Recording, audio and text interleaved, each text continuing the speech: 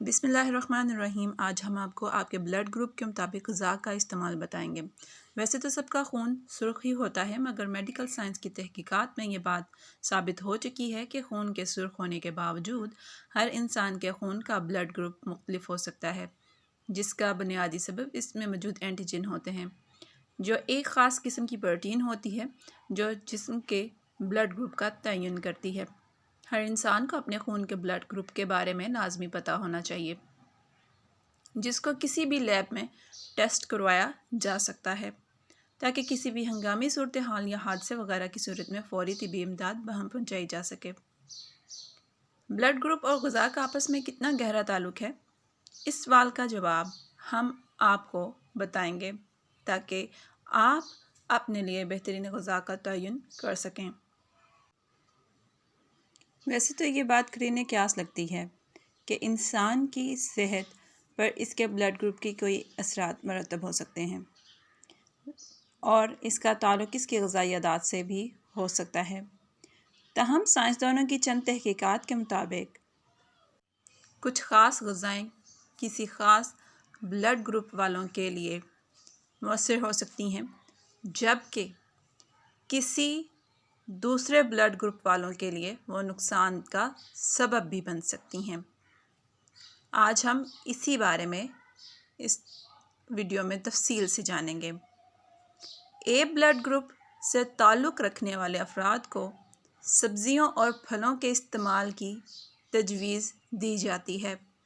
Doctors کے مطابق اس blood group سے تعلق رکھنے والے افراد کے معدے میں تیزابیت کی مقدار کم ہوتی ہے۔ اس وجہ سے ان افراد کو جانوروں سے حاصل شدہ پروٹین اور چکنائی کو ہضم کرنے میں دشواری ہو سکتی ہے۔ اسی وجہ سے ایسے افراد کو تازہ پھل اور سبزیوں کے استعمال کا مشورہ دیا جاتا ہے۔ بی گروپ بلڈ والے افراد وہ خوش قسمت لوگ ہوتے ہیں جو سب کچھ کھا سکتے ہیں۔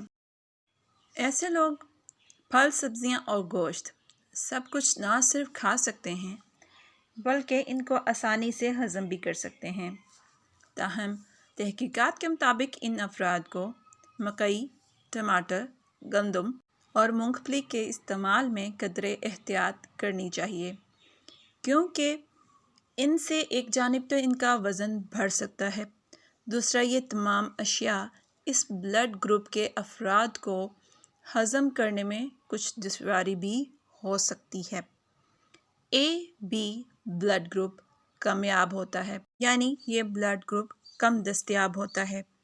اس بلڈ گروپ میں اے گروپ والوں کی طرح معدے میں تیزابیت کی مقدار کم ہوتی ہے، مگر بی گروپ کی موجودگی کے سبب ایسا نہیں ہوتا کہ ان افراد کو گوشت کھانے میں مسائل ہوں۔ یہ افراد انڈے، گوشت بھی کھا سکتے ہیں، مگر اس بلڈ گروپ کے افراد کو ایک وقت میں بہت پیٹ بھر کر کھانا نہیں کھانا چاہیے، کیونکہ یہ ان کے لیے تکلیف دہ ثابت ہو سکتا ہے۔ اس وجہ سے ان کو چاہیے کہ دن بھر میں تھوڑی تھوڑی دیر بعد کھائیں اور پیٹ بھر کر کھانے سے اجتناب برتیں۔